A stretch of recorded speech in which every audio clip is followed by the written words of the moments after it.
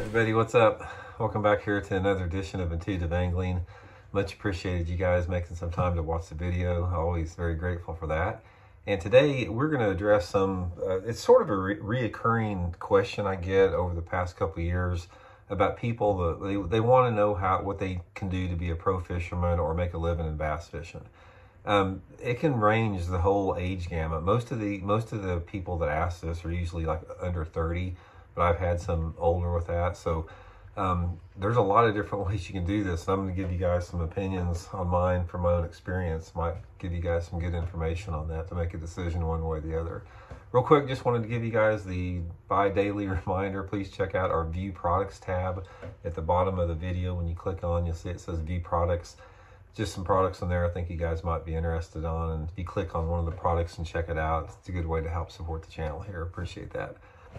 Okay guys, I'll give you some hard-earned advice here on this and some stuff that you need to take to heart to this, because you know I've been doing this. I've been a full-time professional angler since the fall of 1985. That's been my occupation, and it's taken on different forms, but ultimately, you know, I've been able to make a living in the bass fishing industry since, you know, for almost 40 years here. So I got a pretty good idea what it takes there. So I'm going to go over some of the things that you can do here. Think out of the box a little bit. First of all, let's talk about tournament fishing. Guys, I'm going to tell you right now, I don't want to discourage anybody from following their dream about being a professional bass fisherman, but it's sort of like when you hear a little 10-year-old kid saying, well, I'm going to be a professional baseball player, or I'm going to be a professional football player when I get bigger. Being a professional bass angler and making a living as a professional bass angler is one of the most difficult things anybody could ever do. I wouldn't recommend it. And I'm saying that because I've done it for 40 years. There's an unbelievable amount of insecurity, financial insecurity in it. I'm going to talk a little bit about this. So I want to clarify this, so I'm going to get to some more positive stuff. There's a lot of financial insecurity. You're always away from home. You're always under pressure year after year after year to perform. It's more difficult now than ever to make a living as a professional bass angler. When you're talking in terms of sponsorships and winnings, it's an extremely tough road to hoe. There's a handful of people that are doing it, but guys, I'm telling you right now, 90% of the guys out there that you see are pro anglers, they have other sources of income, usually family money. There's a fraction of the people out there that have attained the level of being a professional angler without family money and sustain that. It's a fraction of that. So from that standpoint, when you're talking about wanting to make a living in bass fishing, my advice is don't pursue the tournament end of it. The tournament end of it will end in a road of heartache eventually. Because what happens, let's say you're a pro now, and say you're doing pretty good as a pro. Say you're fishing the BPT Tour or the Bassmaster Elite Series, and you're doing okay. You're just a phone call away from losing it all. You know, most of those guys out there, it costs $100,000 a year to fish those circuits. If you have a kick-ass year, you're going to win $100,000, which you either have to win a tournament or you just have to light the world on fire. So if you have a kick-ass year, you're going to break even. So you're going to have to rely on your sponsorship dollars to actually pay your bills, your mortgage, your insurance, your food, take care of your family out there. Guys, that is a tremendous amount of stress, having to do that year after year. My advice is do not do it. Stay away from that. I'm not trying to kill anyone's dream out there.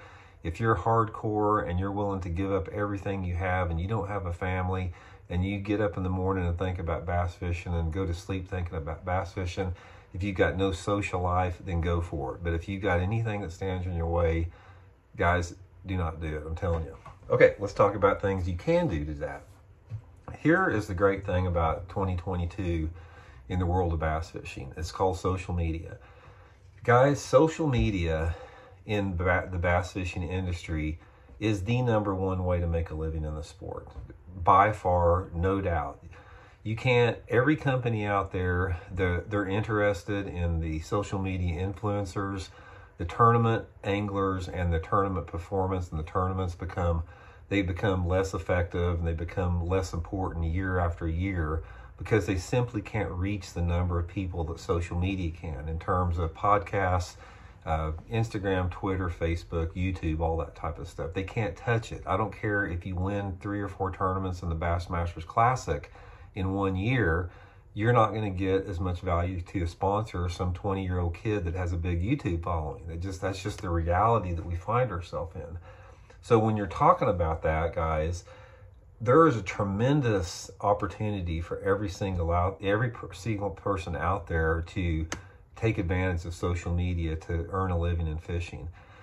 You can be a podcaster. You know, if you like to talk and you like that type of deal, podcasters can be very lucrative. If you want to be a social media influencer through Instagram, TikTok, Facebook, all that type of stuff, YouTube, whatever, there's a niche there, a niche for you there. The thing that you have to do, though, in order to be successful at social media, is you have to be yourself, number one. You can't fake it. So if you are interested in trying to earn a living through some of the stuff I've talked about, growing the social media presence, you have to figure out what it is that you're passionate about in fishing. And then you have to create a narrative around that and throw that out there and see if it sticks with everybody out there. Because there's so many people, the social media is a global reach. And it doesn't matter who you are, there's always something there's a part of every single person's personality that is unique to their own. And you're going to appeal to an audience. You know, it could be a different age demographic, it could be just a look, it could be philosophy, whatever. But if you would be yourself and work hard trying to create content, get it out there on a regular basis, you can begin to have a presence and earn a living in fishing like that. And it's up to your own ingenuity and imagination and creativity. Nobody can tell you how to do it. Everybody has to do it on their own. Do not try to emulate. Do not try to copy anybody out there, because if you do that, people pick up on it real quick and it's not going to be effective. So my suggestion on that, if that's something that interests you, try to put together a game plan and try to put together how what type of a brand that you want to build for yourself. And I don't care if you're 12 years old or if you're 90 years old, every single person out there has something that they can offer that is interesting to other anglers out there. So just figure out what that is. Another way you can do it is guiding. Guiding is a tough road to hoe. It's a lot of work. It's not as glamorous as what it sounds. But it is a way to earn a living. One of the ways that you can do with that is you can use your social media reach to help, you know, get your client base built up. You can get in with different marinas. You can get in with different businesses, you know, being a guide through there. That's one way that you can do it. The thing about a guide, it's like you're not going to get rich being a guide. I mean, guiding, you can make a living in guiding. I mean, depending upon the lake that you're on. And you also have to be on a lake that has enough traffic coming through there that will sustain a guide fishery. Not just for bass fishing, but there's a lot of people that make a living guiding for catfish or white bass or whatever. So there's definitely an opportunity with that. Another thing you can do is create baits. You know, start a bait company. You know, it can be small. You can do it out of your garage or whatever. I know several people that make a living, full-time living, building baits, painting baits, you know, modifying stuff like that out of their garages. So if it's something that you like to tinker with and you like to build baits and that type of stuff, that's a great way to earn a living in the sport. And it's a little bit more sustainable too. And there's other things that you can do out there too. One of the things, I will throw this out there to sort of close a little bit. Let's say, for example, you want to be a pro angler and that's just what you want to do. Guys, you can do this through forming a relationship with a company that will wrap your vehicle. Because let's say, for example, you're a 21-year-old kid and you don't have any expenses out there and it's just you and you want to be a pro fisherman. One of the best ways to do that is go to one of the largest businesses in the town that you live in, a business you know has a lot of money, and talk them into wrapping your boat and truck, and explain to them that there's not a single other type of advertising form that will give you the value that you can bring to them through wrapping a vehicle. Let's say, for example, you live in a town that's got 50,000 people on it, and you pull that wrap boat or the wrap truck, say you're at a grocery store or you're at a gas station.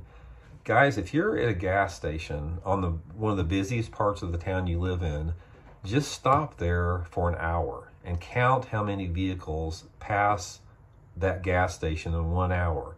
It will amaze you. You're talking thousands most of the time. A town of 50,000 people, there will be thousands of people pass that one gas station.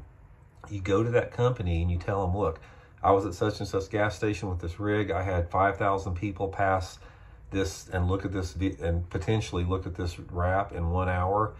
That gives you a justifiable means to come with them and make some type of a presentation to form a partnership with them. There's a lot of different ways, guys. A lot of it is just up to your imagination and your own creativity. You can do it though. I mean, you can make a living in fishing. You may have to sacrifice other parts of your life. I mean, if you're adamant about making a living fishing, you're going to have to realize that you're going to have to be realistic about how much money that is going to make and how much money you need to live on. Because most of the time, if you're in the fishing business, unless you work for a company, in some type of capacity with a company, you're not going to have health insurance. You're not going to have, any type of retirement or pension. It's all going to be up to you. So professional fishing is not for everybody out there. You have to love it. You can't get into bass fishing to make a living for the money part of it. If that's what you're thinking about, you're in it for the wrong reasons. You're never going to be successful at it. You have to get into it because you love it more than anything else. And ultimately, like I said, I'm talking to those people out there that don't have family money and don't have family businesses, which the sport is getting more and more, it's drifting into that direction where the people that are able to fish professionally have a lot of money to begin with. But I'm talking specifically to people like myself that started out with nothing, didn't have any help, and they wanted to make a living in the fishing industry. So that's my advice, guys. I much appreciate you guys listening to the video, and please shoot some comments. If you got any questions, drop them this way, and we'll talk later. See you.